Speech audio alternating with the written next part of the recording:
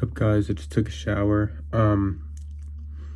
Welcome to the new series on the channel where I rate albums that I listen to. So if you don't know, I collect CDs and vinyls, and I'm in my closet currently because, well, that's where I keep my CDs for the most part. And well, if you're new to the channel, then sorry, this is your first impression of me. But if you've been on the channel for a while, you know the drill. And you might have also noticed that the Monster Energy drink wall is no longer with us. They're in boxes and all over the floor. Half of them are probably crushed by now, but oh well. Today's album that we are rating is Two Against Nature by Steely Dan. This album, I think, won a Grammy. Not a Grammy. What are they called for music? I don't even know. Oscars? No. Yeah, Grammy. It's Grammy. I get them confused because I don't really watch Oscars or Grammys and stuff like that. Never really cared enough to.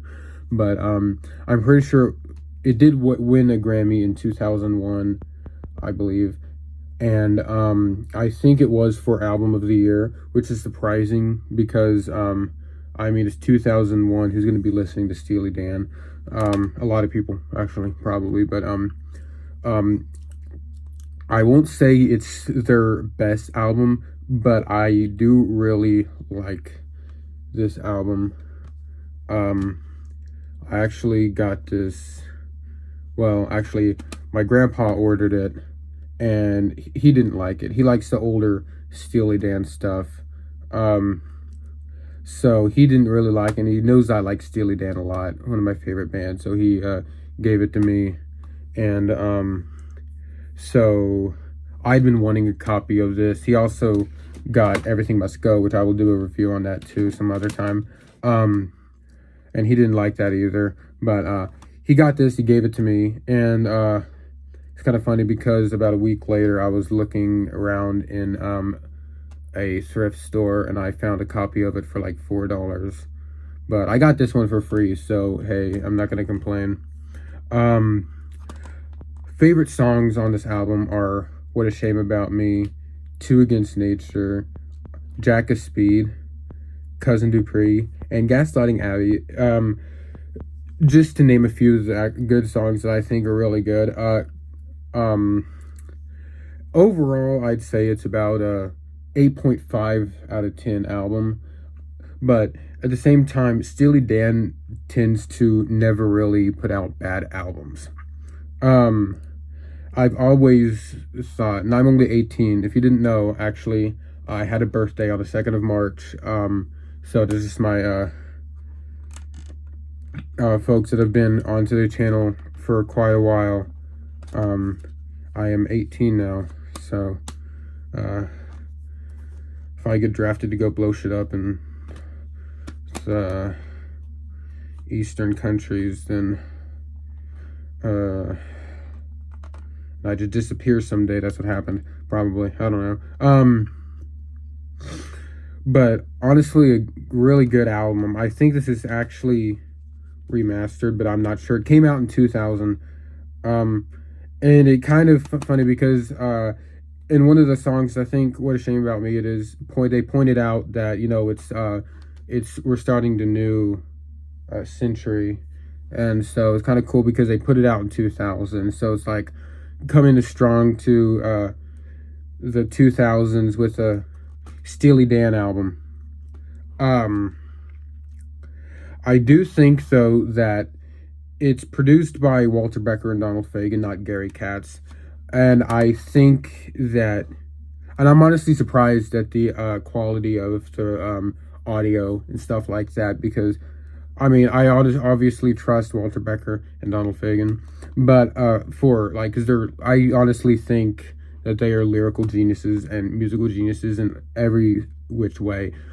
I never really thought of them as producing their own music, because if I look at other albums, like let's say Can't Buy a Thrill, I'll open it up or look around on it and it'll say produced by Gary Katz or something like that. Yeah, produced by Gary Katz and stuff like that. And in fact, even I think which one is it with Donald Fagen's solo albums. This one, The Night Fly, is produced by Gary Katz, but I can never say the name of this one right. This one is actually produced by Walter Becker, which I thought was interesting because I've always thought like Donald Fagen solo albums were like an extra Steely Dan album, and the fact that Walter Becker worked on this album as in producing it, I thought that was interesting. Really good duo there. But again, 8.5 out of 10, maybe a 9. But I think it is a very good album. But I do think, what I was saying earlier, they produced it really well, but I don't think they worked as hard on like writing some of the songs. But they're all really good songs. But I'm just not going to rate it a full 10 out of 10. It's not like Gaucho or Asia or something like that, or Katie Lied, where it's like, oh, this is going to like blow you away the first time you listen to it. It's just, I bet it's really just, oh, here's some cutout songs from previous albums. We're going to throw it onto another album. And also, there have also been some sort of speculation that the title is a homophobic title, Two Against Nature, being, two homosexuals against nature, which is like what's actually supposed to be or whatever. But that's just a speculation. I know that Gaucho is apparently a homophobic song in itself, but at the same time, Donald Fagen put out a song with Todd Rundgren, pretty much making fun of Donald Trump. So those political views kind of confused me a little bit, but yeah, I'd say it is a really good album. I play it pretty often, so it's not like, oh, listen to it once, it's just gonna throw it back into my collection and just never really look at it again. But it is a good album. It's a replayable album. So, and I also think they just put out, actually, I think they just put out remastered versions of both Two Against Nature and Everything Must Go.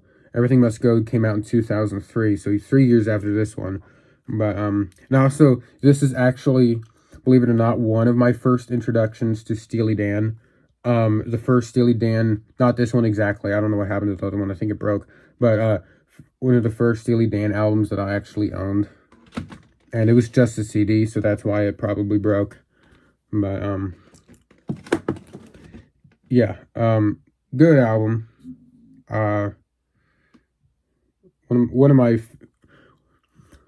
my favorite actual purchases of, or not purchases, but I guess, albums to come into my collection in a while. So, thank y'all for watching. This is going to be a new series on the channel where I rate albums. So, hope y'all enjoyed, and I'll see y'all in the next one.